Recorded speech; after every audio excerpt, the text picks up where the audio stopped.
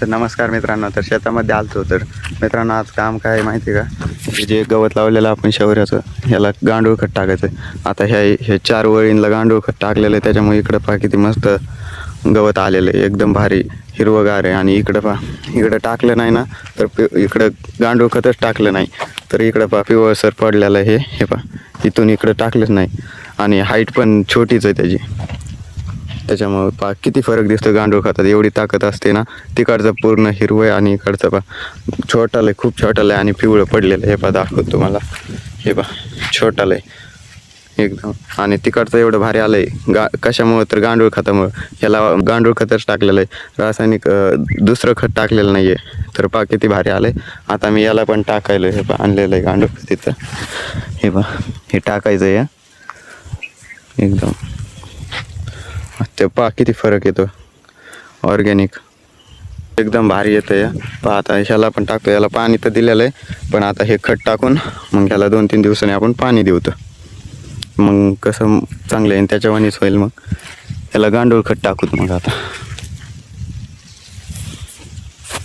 तर मित्रांनो आता गांडूळ खत वगैरे टाकायचं झालं आहे पूर्ण. याला आता जायचं आपल्याला तळ्यावरची मोटर लावायला, म्हणजे विहिरीतली लावायची आणि विहिरीतलं पाणी तळ्यामध्ये सोडायचं. तर तिकडं जायचं आणि त्याचं काम झालं आहे. आता थोडं टाकायचं होतं, इकडं ऑलरेडी टाकलेलं होतं, इकडं टाकायचं होतं. तर आता पूर्ण झालं आहे.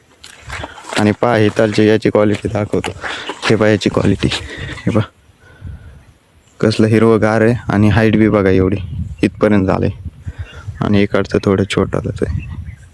हे पहा पूर्ण हिरवं. आणि हे आता पावसाळा येईपर्यंत तर कापणीला येत आहे, म्हणजे हाईट वाढते पूर्ण याची. पावसाळ्यापर्यंत खायला येते मग शेळ्यांना. असं नियोजन केलेलं आहे या पद्धतीने आपण दशरथ घासाचं शेळ्यांसाठी. तर चला आता तिकडं विहिरीवरती जाऊ, ती मोटर थोडीशी चालू करू, जेवढं पाणी आलं तेवढं तळ्यामध्ये टाकू. मित्रांनो तुम्हाला तर मागच्या वेळेच्या व्हिडिओमध्ये हा गहू तर दाखवला आहे, पण ह्याला भेटाने हार्वेस्टर काढायला. तर आज कॉल केला होता एक जणाला, तर कॉल लागला होता, उचलला होता. तर येणार आहे म्हणले ते, पण आणखीन काय येईपर्यंत काय सांगता येत नाही. तर आज कदाचित येईल बी हार्वेस्टर, त्याचं सांगता येत नाही. पहा तसंच राहिलेलं आहे गहू. आलं तर चांगलंच आहे आपलं, हा पूर्ण गहू निघल. मग इकडं हरभरा वगैरे काढलेलं आहे. हे पहा हरभरा काढून ठेवलं आहे, मळ यंत्रातून काढायचं राहिलेलं आहे. इकडं आपली मका वगैरे. तर मित्रांनो आलं तर आपण इकडं तळ्याकडे, आणि इकडं पण हरभरा पेरलेलं होतं. तर हे पहा इकडं काढून ठेवलेलं आहे हरभरा, इकडं बी पेरलं होतं ह्या वावरामध्ये. आणि इकडं आपलं शेततळं वगैरे आलं तिकडं आता. तर आता आपण मोटर वगैरे चालू करू. ते खालची लाईटच नाही दिसत याच्यात, लाईट नाही वाटतं. तोपर्यंत आपण इकडचे कॉक वगैरे फिरून ठेवतो, इकडं तळ्यामध्ये पाणी जायला इकडचे कॉक. तर हा सोलारचा बंद करायचा आहे आणि हा विहिरीतल्या मोटरचा चालू करायचा आहे. आणि हे कॉक वरती तळ्यामध्ये पाणी जायला. हे पहा इकडं हा कॉक त्यासाठी बराच पाचवा पडला. या कॉकची तर गरजच नाही लागत, फक्त आता उन्हाळ्यात विहिरीतलं पाणी शेततळ्यामध्ये थोडं सोडायला जेवढं येते तेवढं चालू केलं. आता आपण शेततळ्यामध्ये, आता विहिरीतलं पाणी आपण शेततळ्यात टाकूयात. लाईट पण नाही आहे, पण पाहतो आपण काय होतं काय नाही. लाईट तर नाहीच आहे. तर मित्रांनो लाईट आलेली आहे आणि आता मोटर पण चालू केलेली आहे आपण. हे पहा हे वरती पाणी चालू झालं आहे आता विहिरीमधलं. विहिरीमध्ये किती पाणी आलेलं आहे बघू. हे पहा एवढं पाणी आलेलं विहिरीमध्ये दिसत असलं काय माहिती. बरंच आहे. आता एवढं आपण शेततळ्यामध्ये उपसू, तर शेततळ्यामध्ये टाकून घेऊ एवढं पाणी.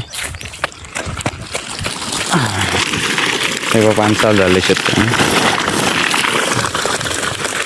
आता एवढं अर्ध फुल भरलेलं होतं शेततळं, पण आता इकडं आपण गहू वगैरे ज्वारी वगैरे त्याला तर पाणी लागत होतं, त्यामुळे पाहता फार अर्ध्यावर केलं शेततळं.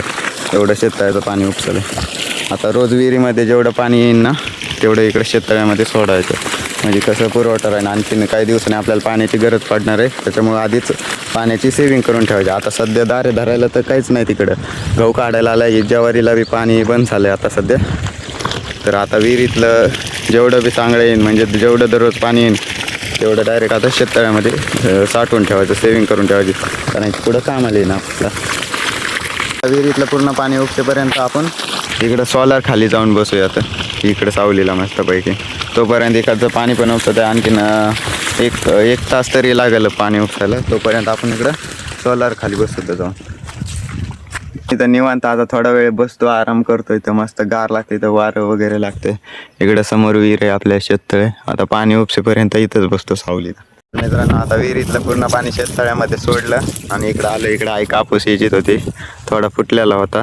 तर आता झालं एवढं, इकडं एवढं एक पाटा राहिलाय थोडा. तर आता आम्ही एवढा कापूस येतो. आणि तुम्ही हा पूर्ण व्हिडिओ बघितला असेल तर लाईक शेअर सबस्क्राईब करा.